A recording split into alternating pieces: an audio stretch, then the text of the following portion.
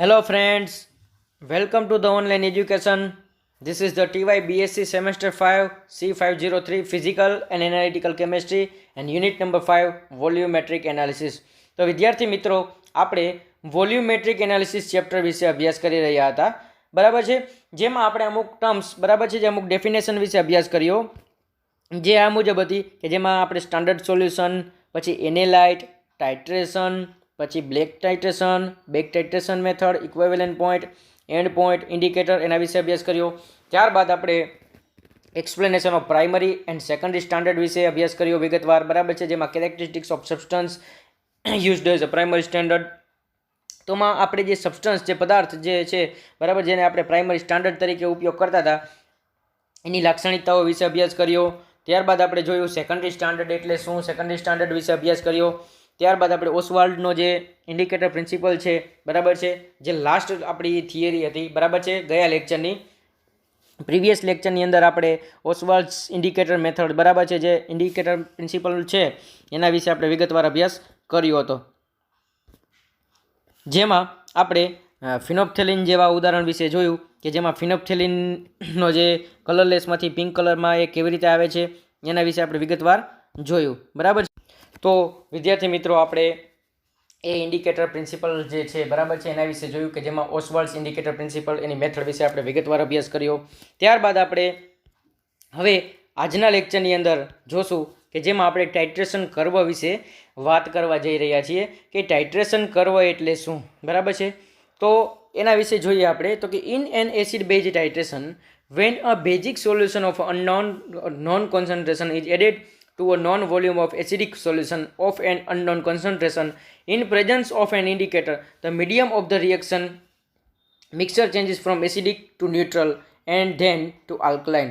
હવે જો અહીંયા આપણને જે વાત કરવામાં આવી છે બરાબર છે, તો કે ટાઇટ્રેશન કર્વ વિશે બરાબર છે, કે ટાઇટ્રેશન કર્વ એટલે શું, તો કે ટાઇટ્રેશન કર્વ વિશે આપણને વિગતવાર અહીંયા વાત કરવામાં આવી છે કે જે તો વિદ્યાર્થી મિત્રો આપણે ટાઇટ્રેશન કર્વ વિશે અભ્યાસ કરીએ આજના લેક્ચરની અંદર, જેમાં કીધું છે કે in an acid base titration when a basic solution of known concentration is added to a known volume of acidic solution of an unknown concentration in the presence of an indicator.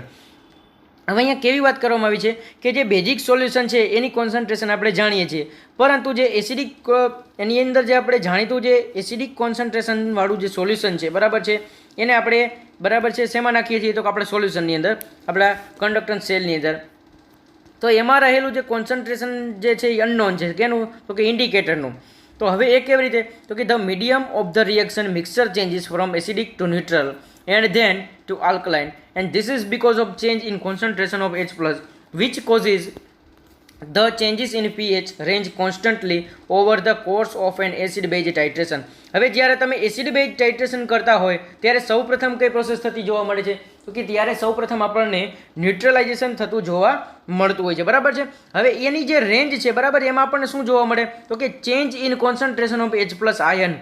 હવે એ જે change જોવા મળે છે બરાબર છે, acidic to neutral થાય અથવા તો આલ્કલાઇન થતું હોય, તો એ કેના કારણે જોવા મળે, તો કે changes in concentration of H plus ion, કે જે H પ્લસ આયન રહેલો છે એના ચેન્જીસના કારણે આપણને એ ચેન્જીસ થતો જોવા મળે છે, જે આપણે આ મુજબ જોઈ શકીએ છીએ કે change in pH range constantly over the course of an acid base titration. હવે જે એસિડ બેઝ ટાઇટ્રેશન છે બરાબર છે, એને આપણે કઈ રીતે જોઈ શકીએ છીએ, તો કે જે એસિડ બેઝ ટાઇટ્રેશન છે અથવા તો ન્યુટ્રલાઇઝેશન ટાઇટ્રેશન છે, એમાં મુખ્યત્વે ચેન્જીસ કેમાં જોવા મળ્યો, તો કે change in concentration of H plus. તો કે જે H પ્લસ આયન છે એની જે સાંદ્રતા છે એની કોન્સન્ટ્રેશનમાં આપણને ચેન્જ થતો જોવા મળે છે. એવું કેમ, તો કે હાઇડ્રોક્સાઇડ આયનની અંદર વધારો થતો જોવા મળે છે. જ્યારે બ્યુરેટમાંથી આપણે એડિશન કરીએ છીએ NaOHનું, જ્યારે હાઇડ્રોક્સાઇડ આયનમાં વધારો થાય બરાબર છે, ત્યારે આપણને એ પ્રકારના ચેન્જીસ જોવા મળતા હોય છે. Ready, a graph of pH versus in the volume of a titrating reagent acid or base is known as titration curve.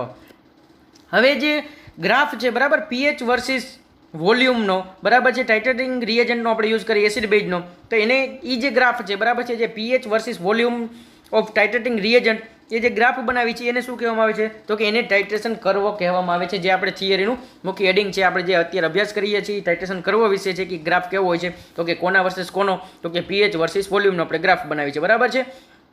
and it depends on the ionization constant of a weak electrolyte and on the concentration. A drastic change is observed due to the color change of the solution. હવે એક મોટો તફાવત જોવા મળશે, બરાબર. એક drastic change is observed due to the color change of the solution. Here 3 types of calculations must be done to construct a hypothetical curve for the acid base titration, each corresponding to distinct change. બરાબર છે. હવે એ જે છે એ કોને આધારિત છે? તો કે કોરસ્પોન્ડ ટુ ડિસ્ટિંક્ટ ચેન્જ, બરાબર છે, ડિસ્ટિંક્ટ સ્ટેજ. હવે જે હાઇપોથેટિકલ કરવા જે કેલ્ક્યુલેશન આપણે કરવાની, સૌ પ્રથમ શું કરવાનું? તો કે આપણે પીએચ વર્સિસ વોલ્યુમનો આપણે ગ્રાફ બનાવ્યો, બરાબર છે. પછી એની અંદર જે ચેન્જીસ થતા હોય H પ્લસ આયનને લીધે, જ્યારે OH માઇનસ આયનનું પ્રમાણ વધે ત્યારે જે ગ્રાફની અંદર વધારો થતો હોય કોન્સન્ટ્રેશનમાં કે ઘટાડો થતો હોય, એના વિરુદ્ધ આપણે ગ્રાફ બનાવી છે, બરાબર છે. તો એને લીધે આપણે એસિડ બેઝ ટાઇટ્રેશનના લીધે આપણે જે કર્વ છે એને કયો કર્વ કહેવાય? તો કે એને ટાઇટ્રેશન કર્વ કહેવાય. હવે પ્રી ઇક્વાઇવેલન્સ પોઈન્ટ શું કહે છે? તો કે in this stage the concentration of acid from its starting concentration and the amount of base added is calculated. હવે પ્રાથમિક સ્ટેજ છે, બરાબર, પ્રારંભિક સ્ટેજમાં એમાં શું કરવામાં આવે છે? તો કે concentration of an acid from its starting concentration. હવે જે કોન્સન્ટ્રેશન છે એસિડનું એ આપણે સ્ટાર્ટિંગથી કેલ્ક્યુલેટ કરવામાં આવે છે. અમાઉન્ટ જે છે બેઝની એને પણ કેલ્ક્યુલેટ કરવામાં આવે છે. ત્યારબાદ આપણે આગળ વધીએ તો એ થિયોરિટિકલી કેવી રીતે શક્ય બને છે? તો એ આપણે આ મુજબ એને જોઈ શકીએ છીએ કે after adding 10 ml of the reagent, હવે શું કરવાનું છે? જ્યારે 10 ml રિએજન્ટ આપણે એડિશન કરીએ ત્યારે એની કેલ્ક્યુલેશન જોઈ. તો કે adding 10 ml of 0.1 molar NaOH, બરાબર છે.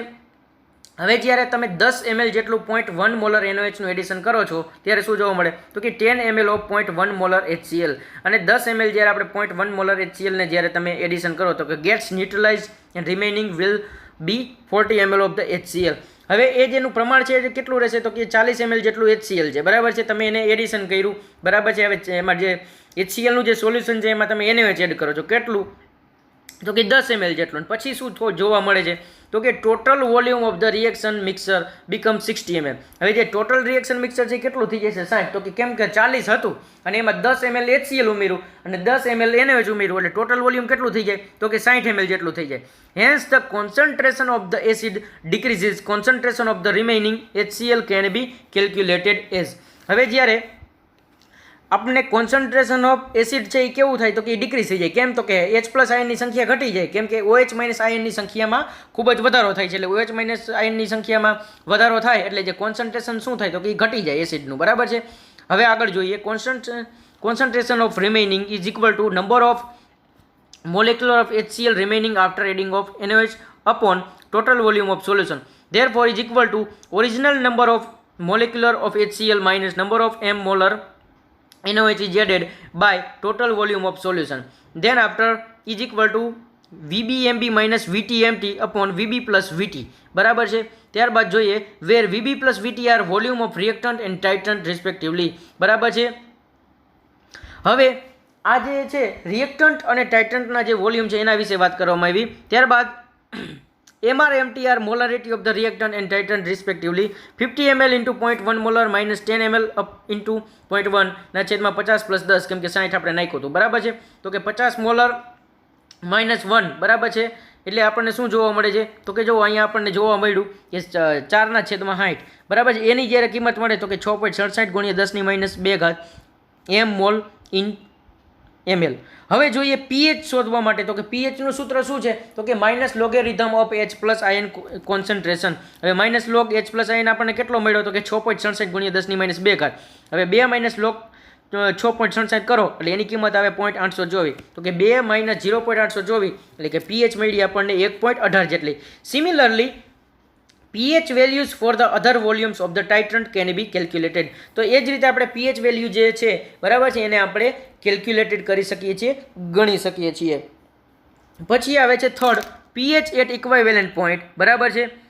The equivalent point is reached when 50 ml of NaOH has been added. Here the salt form NaCl is neutral in nature and therefore H plus is equal to H minus is equal to 1 into 10 raised to minus 7 and pH is equal to 7.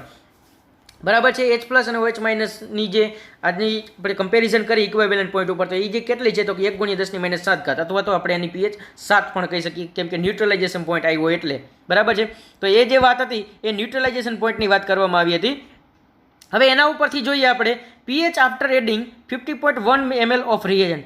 હવે જે કર્વની વાત છે, બરાબર છે જે. તો એ કયા આધારે? તો કે એ જે pH છે after adding 50.1 ml of reagent, now the solution contains an excess of sodium hydroxide and hence is equal to number of molecular of NaOH added minus original number of molecular of HCl upon total volume of solution.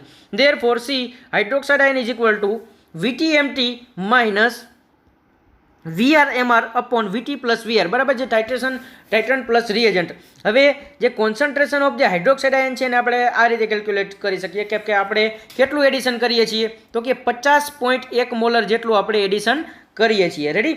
તો 50.1 ગુણ્યા 0.1 molar minus 50.0 ગુણ્યા 0.1 molar upon 50 plus 50.1, હવે એટલે કે 5.01 minus 5.0 upon 100.1.